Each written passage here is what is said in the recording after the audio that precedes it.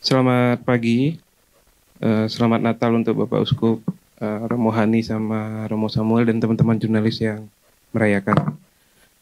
Saya Fajri dari Harian Kompas. Eh, di siaran pers saya garis bawahi satu kalimat Bapak Uskup soal gereja terpanggil untuk memperkuat gerakan anti korupsi.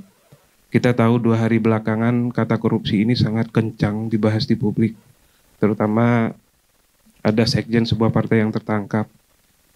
Pertanyaannya adalah bagaimana upaya gereja untuk terus menggaungkan gerakan anti korupsi ini menjadi lebih kencang, menjadi lebih efektif dan bisa terlihat hasilnya. Karena kan korupsi itu belakangan di bangsa Indonesia kita, Bapak Uskup, bukannya berkurang tapi semakin parah. Terima kasih.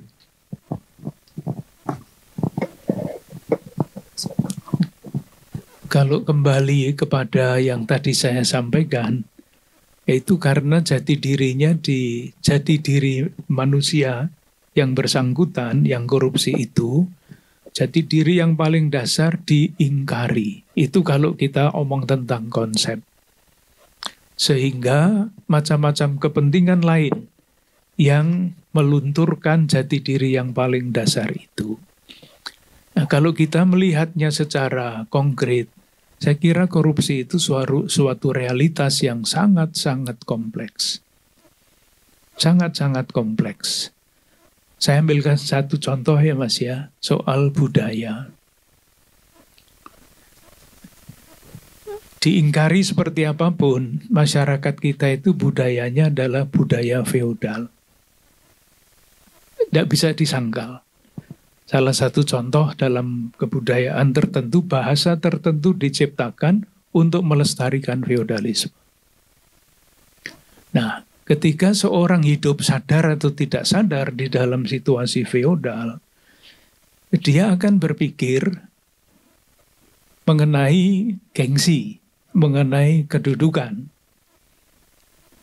Di dalam masyarakat feodal, yang paling dicari-cari adalah kedudukan. Status itu, status sosial, gengsi, dan sebagainya. Nah, kalau sudah orientasi hidupnya seperti itu tanpa disadari, maka segala macam cara mau dicari untuk mencapai yang dicari itu, entah itu kekuasaan, entah itu namanya gengsi, dan itu semua butuh uang. Jadilah korupsi. Satu.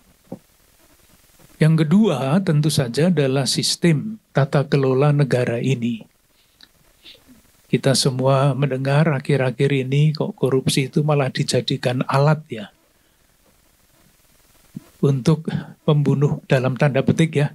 Untuk mematikan orang, untuk menjegal orang. Korupsi dibiarkan supaya nanti pada waktunya bisa digunakan untuk kepentingan tertentu. Nah, itu kan politik yang busuk sebetulnya. Dan segala macam cara.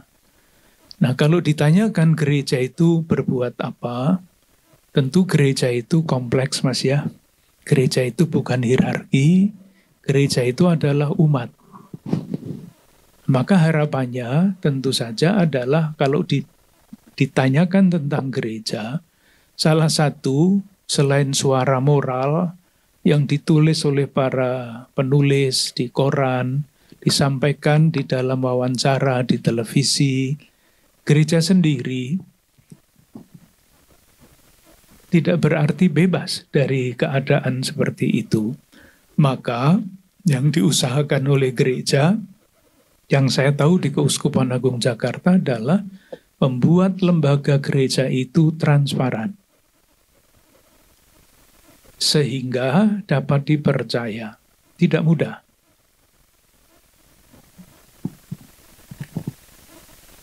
Dengan tujuan itu dibuatlah macam-macam model tata kelola. Ini Romo Samuel ini membuat terus macam-macam aturan tata kelola di dalam gereja supaya bahaya korupsi di dalam gereja sendiri oleh umat sendiri itu sejauh mungkin dicegah.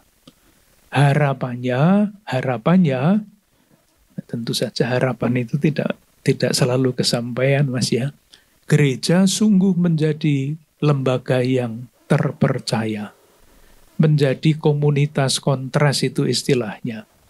Ketika di masyarakat tersebar kecenderungan untuk korupsi, menggunakan jabatan untuk macam-macam kepentingan, di dalam gereja hal seperti itu jangan pernah terjadi. Sehingga gereja bisa menjadi itu tadi komunitas kontras. Di gereja jangan sampai terjadi korupsi.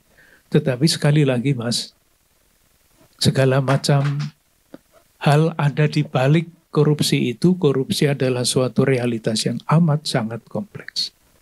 Download Tribun X sekarang, menghadirkan lokal menjadi Indonesia.